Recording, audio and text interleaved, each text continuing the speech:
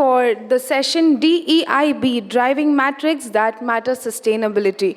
I would like to invite Ms. Sonika Aaron, CEO Marching Sheep, for the session. And as Sonika is globally respected facilitator for strategic advisory, recognized as a thought leader in HR, her insights are frequently featured in leading publications such as the Times of India, Hindustan Times, and Business World.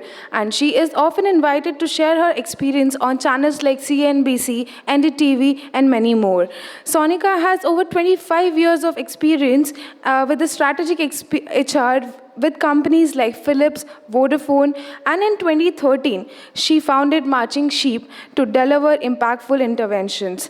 She is being named named for one of the Forbes India's top 10 women entrepreneurs in 2020.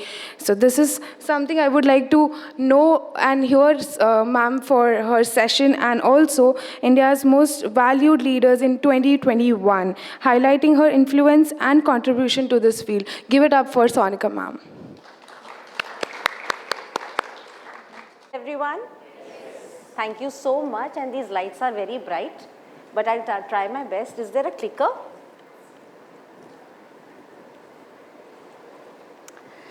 All right, so I have been given a sharp 20 minutes, which I'm going to try and maintain and try and send you off for lunch. But please promise me full attention. Pakka promise? Pinky promise? Okay, done. So a quick insight into who we really are. So like the lady said, I started Marching Sheep in the year 2013, but I have been an HR professional now for about 25 years. So I was heading HR for Philips in 2012 before I decided to start out on my own. We currently are working with more than 400 clients. We are completely industry agnostic. So whether it is healthcare, whether it is financial sector, NBFC, BFSI, insurance, you name it, whether it is manufacturing sector, right from heavy engineering to automotive, infrastructure, then we are into Alcobev to FMCG, GCCs, so you name the industry, we are there. More importantly, we have delivered in more than 50 countries, and that is where I think COVID helped us to some extent in breaking the geographical boundaries. Today, apart from Singapore, Dubai, Amsterdam, and London, where a lot of our sessions happen in person, a lot of our sessions still happen virtually, and we use a lot of technology to deliver a high user experience. So that's us. These are the areas that we work in, HR and OD intervention. So like I said, that we have a very wide portfolio in terms of the kind of clients.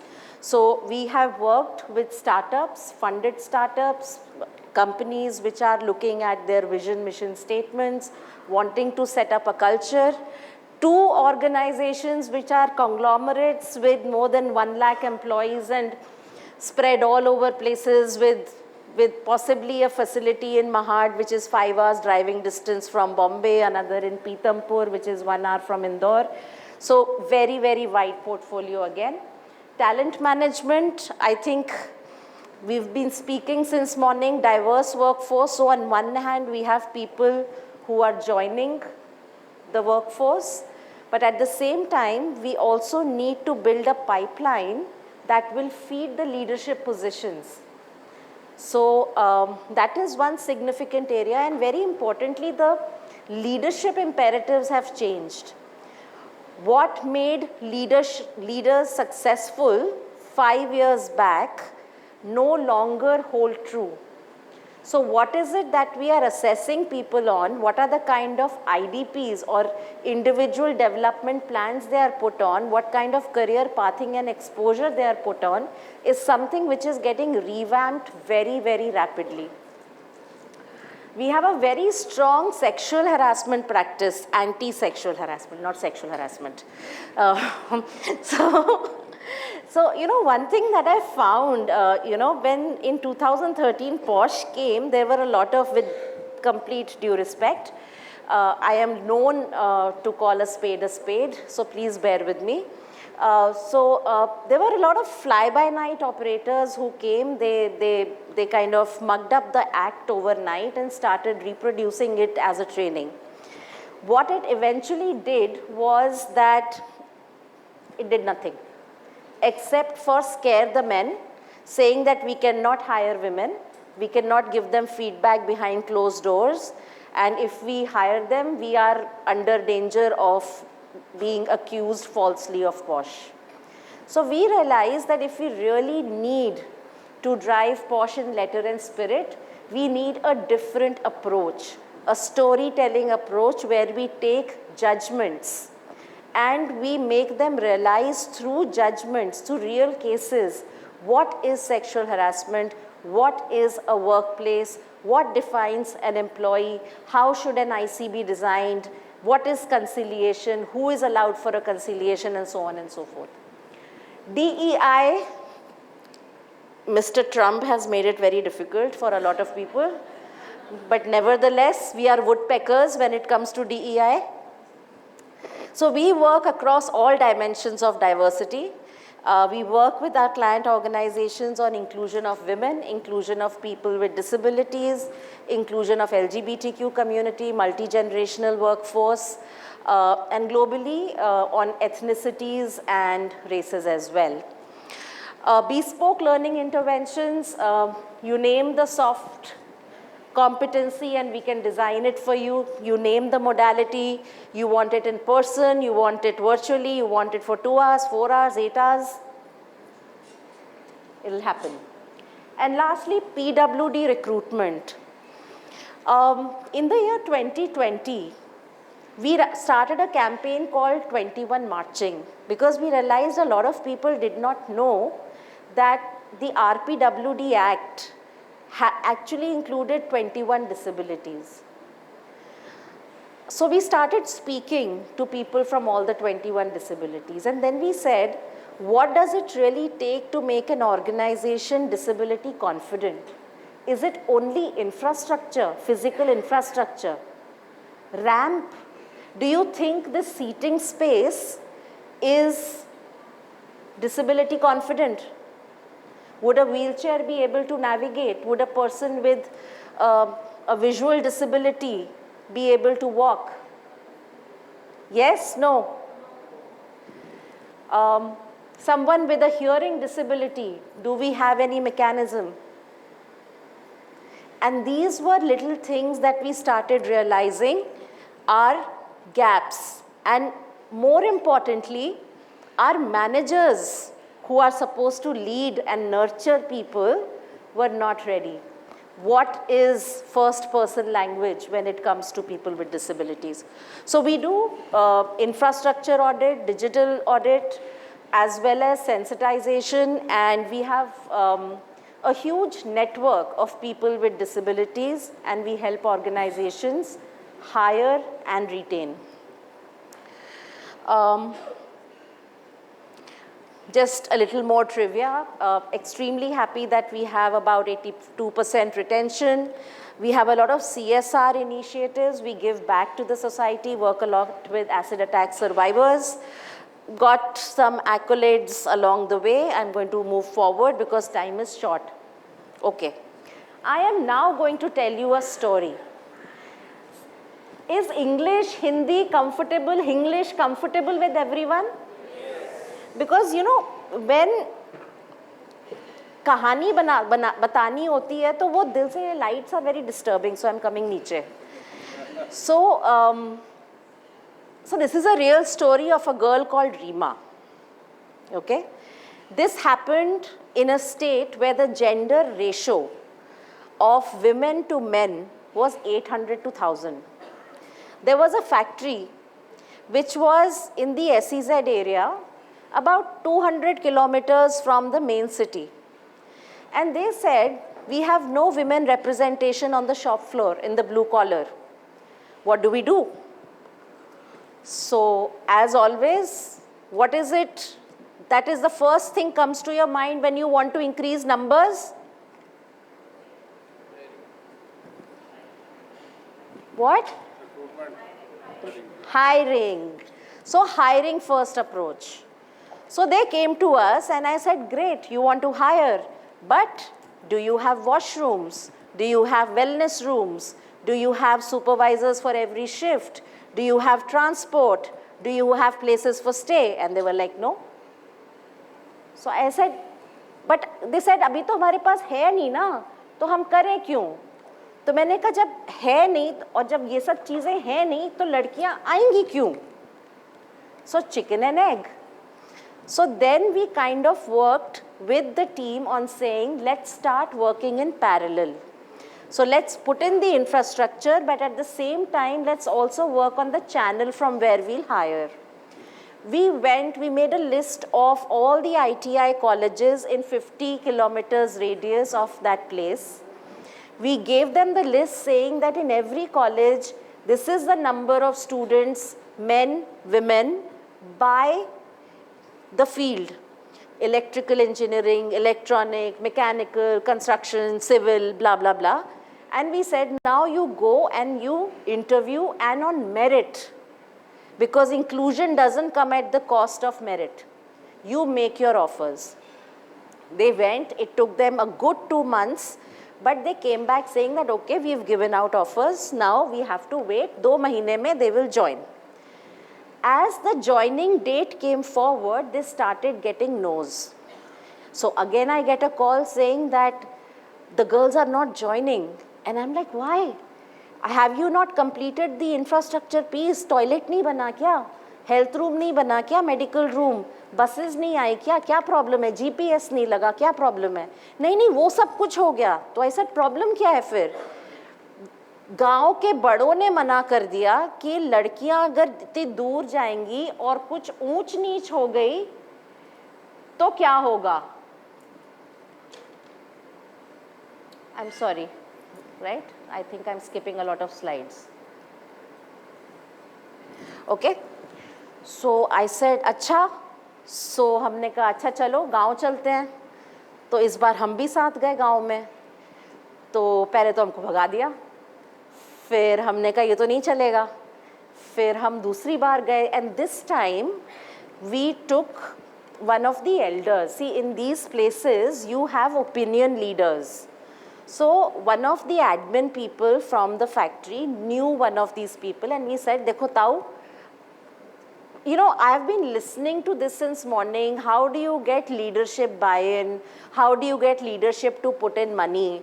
Have you ever asked yourself, what's in it for me from a leader's point of view? What will make a leader look good? Leader भी तो board को report करता है ना. So we asked ताऊ कि भैया आपको क्या चाहिए? What will make you look good? सारे पंचों में what will make you look good? So that is what got him thinking that if in these villages he has a higher representation of girls working, if he has higher income, per capita income, then he or his village or his district looks good. So that is when we started. This is some of the initial problem statement that the client had mentioned. I am going to skip that.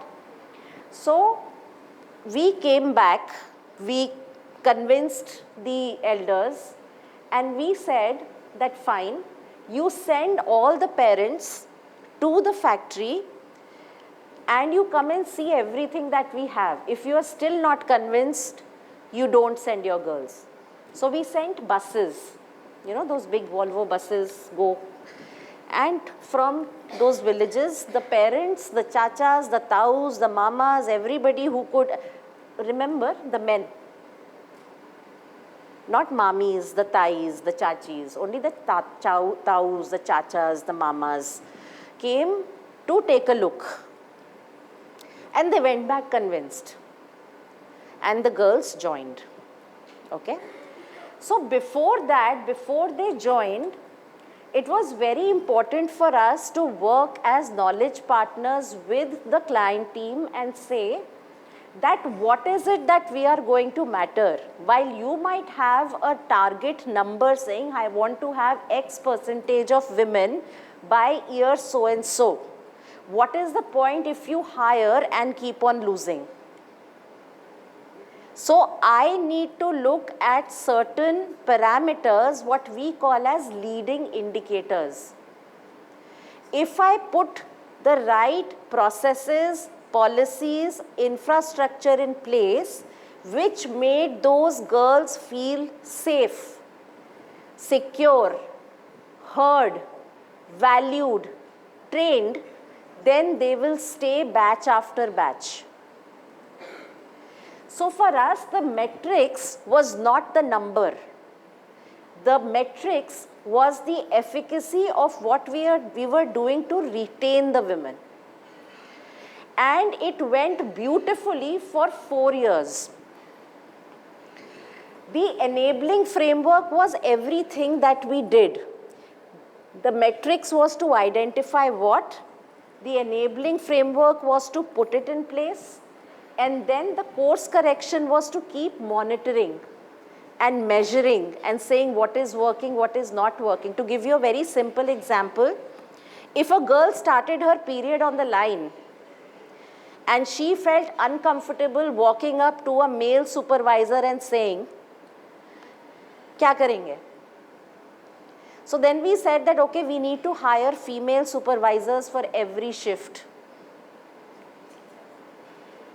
Right? These little things had to be thought through. So these course corrections happened as we went along.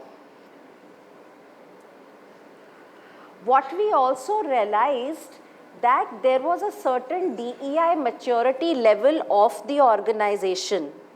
So supply chain was at a different level of organization saying, लड़कियां forklift थोड़ी चला सकती हैं, right, but production was okay that हाँ लड़कियां machine चला सकती हैं because most of the machines are automated, इनको बस बटन दबाना है, that is not a problem. But when it came to welding they said लड़कियां वेल्डिंग नहीं कर सकती. So there was different maturity. Along with that, on the other side, the awareness level of employees, which gave us a very good idea of how do I segment my awareness sessions. So one size does not fit all, even in the same organization. And that made our interventions extremely targeted.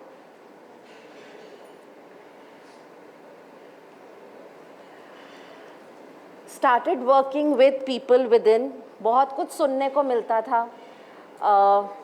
Madam housekeeping में डाल देते हैं, general shift में डाल देते हैं. जब बच्चे हो जाएंगे उनके तो क्या करेंगे, लड़कियां वेल्डिंग थोड़ी करेंगी, फोकलिफ्ट थोड़ी बनाएंगी, लड़कियों के लिए फैमिली ज़्यादा ज़रूरी होती है. And then because we were also looking at LGBTQ, it was के ऐसे लोग हमारे बीच में कैसे रहेंगे. It was a very strong patriarchal society. So it took a lot. Again I will come back to the woodpecker this thing, you know, we had to do it again and again. And these were some of the leading indicators that we kept working on. Reema joined, and then Reema became a welder. And then the team, the global team from UK came, and they saw her and her team, and they got very impressed. And they said, wow, we must send her to UK so that she becomes our global trainer. And then she goes at different locations and trains people. So suddenly, Reema became a celebrity. And she became the first person in that organization to move from blue collar to white collar. And then बहुत बड़ी गड़बड़ हो गई.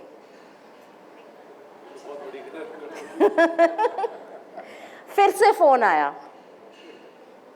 अब तक तो आप समझ गए होंगे कि कहाँ पे है, तो वहाँ पर तो हो जाती है शादी, बट विदाई नहीं होती। जब विदाई का टाइम हुआ, now by that time many of the girls had become very independent, financially independent. Somebody had bought a house, somebody had bought jewelry, somebody was supporting their family because their father was paralyzed and she was supporting her younger siblings get educated. Somebody said that, today if I want, I can go and buy the most expensive headphones and I don't have to ask anyone. So their biggest issue was कि ma'am अब घूंघट काट के चूल्हा चौका ना हो पाएगा। तो मैंने कहा तो भाई करना क्या है? तो it was like we have to find a solution. They don't want to quit, they don't want to go back home. So करना क्या है? So we put our heads together again and we said, this is SEZ, right? And we have all the factories around. Can we collect all the blue collar jobs or openings that they have? सबका लेके notice board पे लगा दो। Tell the girls के अपने would be husbands को बोलेंगी apply करो। अगर मिल गई देन यहीं पर रह लेंगे दोनों, अगर नहीं मिली तो फिर देखते हैं। And we were able to retain 83% of the first batch. So that gave the whole organization a huge confidence. But more importantly, when the same Reema went back to the village, the same taus, the chachas, the mamas who said कि कुछ ऊंच नीच हो गई तो हमारी लड़कियों को भी बिगाड़ेगी, they said कि बेटा हमारी बेटी को भी वहीं पे लगवा दे। So this was a societal impact, an economic impact that one initiative in one factory had. Think what scale can do. No tallies on this? I was so passionate. Khatam kar rahi hu. Just a quick snapshot of results. Pre and post, we do something known as an MSII, which is an inclusion index. There was an 8% movement. We were able to move the PWD and LGBTQ representation, and women representation went up to 22%. And it still continues. So today, they are happy. And if they are happy, we are happy. Okay? So with this, I will end. All we say is that, listen, diversity is a fact. It's not just about women. Even in this room, there is diversity of thought, there is diversity of age, there is diversity of experience, and we all need to be heard, we all need to be valued. So it is a fact. Whether we choose to respect or not is a choice. And then once we choose, intent needs to be converted into action. And when all the three intersect, everyone feels a sense of belonging and everyone becomes successful, right, like Reema. So that's it from me, everyone. And I don't think they will give me time for questions. For empowering women out there. So give it up for ma'am. A huge round of applause. Thank you very much, ma'am. Also, I would request Mr. Abhishek Gupta to come on stage, join us and felicitate ma'am for the same.